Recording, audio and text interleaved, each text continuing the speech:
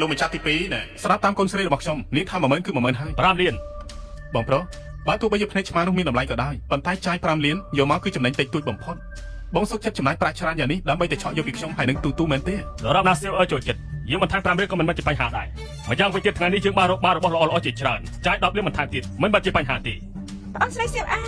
បច្ចុប្បន្នចិត្តភ្នែកឆ្មាខ្មែរនេះមែនទេបាត់មែនហីប៉ាបងស្រីសៀវអាចូលចិត្តទុកឲ្យបងស្រីចាស់ភ្នែកឆ្មានេះមិនថ្លៃទេទូនៅតុយសោះក៏ទម្លាប់លះបង់ដែរនេះធ្វើឲ្យសៀវអើកាន់តែក្អើកកតោមទៀតហើយទោះជាភ្នែកឆ្មាមានតម្លៃធម្មតាក៏ដោយ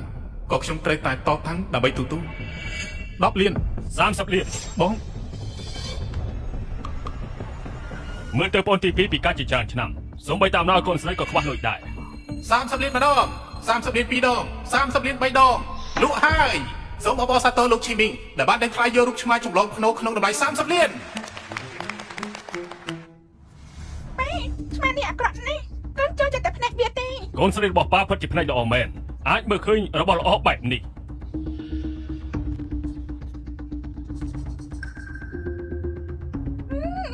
ស្អាតនេះឆ្មាអាក្រក់នេះពិតជាសម្រាប់មែន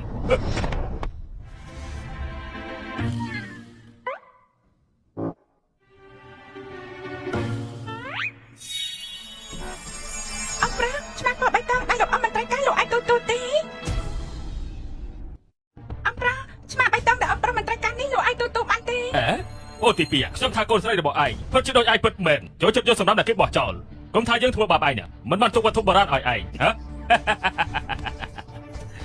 ដំដៃដល់អត់ប្រយោជន៍នេះយើងមិនត្រូវការនោះទេយកចេញទៅឆ្ងាយទៅយើងឲ្យតែឯងបើឯងចង់បានទូចង់ទេយល់ព្រមហើយណាអប្រុសលោកឆ្មាឲ្យទូហើយត្រឡប់ក្រោយវិញមិនបានទេក្មេងតូចនេះបើជាហ៊ានយកលុយមួយជាន់មកឲ្យជើង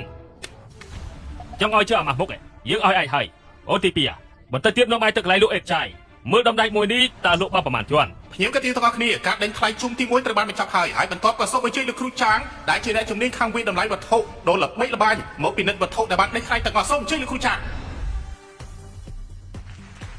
លោកគ្រូគឺជាអ្នកមានជំនាញវិតម្លៃវត្ថុបុរាណដែលល្បីឈ្មោះស្មើនឹងលោកម្ចាស់សាយលោកម្ចាស់ចាងត្រូវបានគេស្គាល់ថាមានមាត់ទឹកមើលវត្ថុបុរាណគ្រាន់តែកន្លែងមើលម្ដងក៏អាចវិតម្លៃទឹកដែរវត្ថុដេញថ្លៃថ្ងៃនេះគឺត្រូវសាមីងដេញថ្លៃយកអស់បាត់ទៅហើយ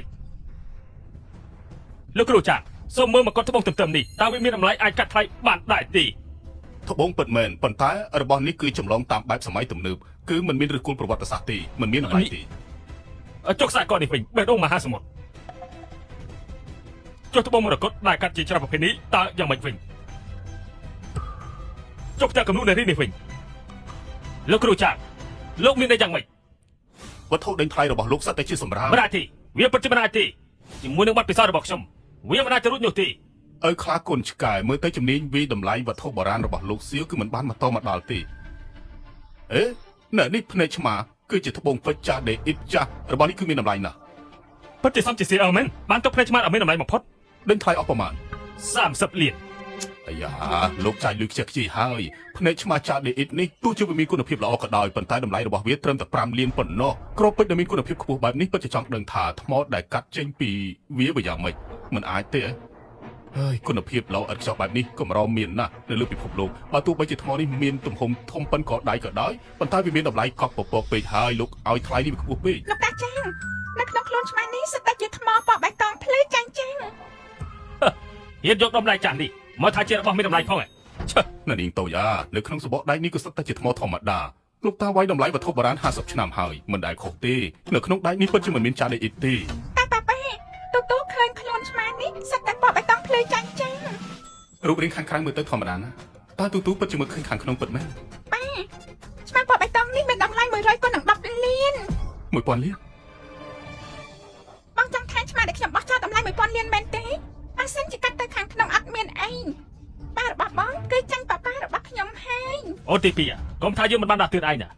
ថ្ងៃនេះពួកយើងប្រកួតប្រជែងគ្នាដោយកសែភ្នែកមើលទៅខាងវត្ថុបុរាណលោកគ្រូចាស់បាននិយាយឲ្យថារបស់នេះគ្មានតម្លៃអីទេឯងនៅតែជឿលើក្មេងព្រៃដែលធំនៅជនបទនេះទៀតដល់ពេលដែលកាត់ថ្មឆ្មានេះចេញឯងនឹងលែងមានឱកាសប៉ះពាល់មុខជំនួញរបស់តកូសៀទៀតហើយ